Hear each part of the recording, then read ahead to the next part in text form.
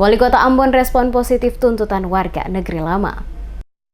Wali Kota Ambon Rizal Lohanapesi mendukung upaya aksi demo yang dilakukan oleh masyarakat negeri lama yang berlangsung pada hari Sabtu 30 November 2019.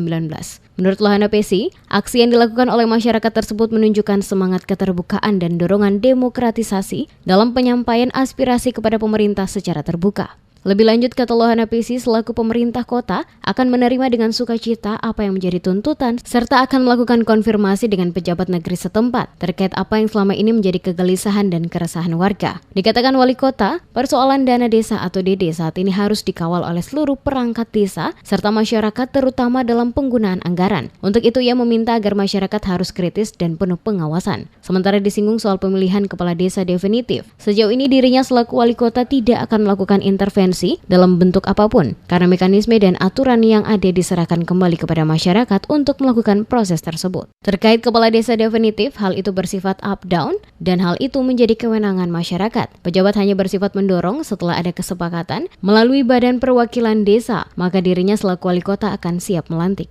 Itu soal semangat keterbukaan, ya, semangat keterbukaan dan dorongan demokratisasi, lalu mendorong masyarakat juga untuk bisa menyampaikan aspirasi kepada pemerintah secara terbuka. Nah, oleh karena itu ya kita akan menerima dengan sukacita saja. Nanti saya akan konfirmasi betul dengan pejabat negeri lama itu, ya kira-kira tuntutan masyarakat benarkah. Tapi sepanjang yang saya tahu itu termasuk pejabat yang bagus, ya, termasuk lurah yang bagus, ya.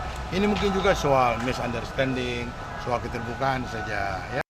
Diakui riset, perbedaan pendapat sering terjadi pada satu desa atau negeri, terutama ketika belum adanya pejabat definitif yang menduduki posisi sebagai perangkat desa, sehingga hal ini menyebabkan banyaknya kepentingan yang perlu diakomodir. Diharapkan tahun 2020 mendatang, proses pelantikan pejabat desa atau negeri di Kota Ambon dapat dipercepat, sehingga seluruhnya desa negeri telah memiliki kepala desa atau raja definitif dalam memimpin desa dan negeri masing-masing.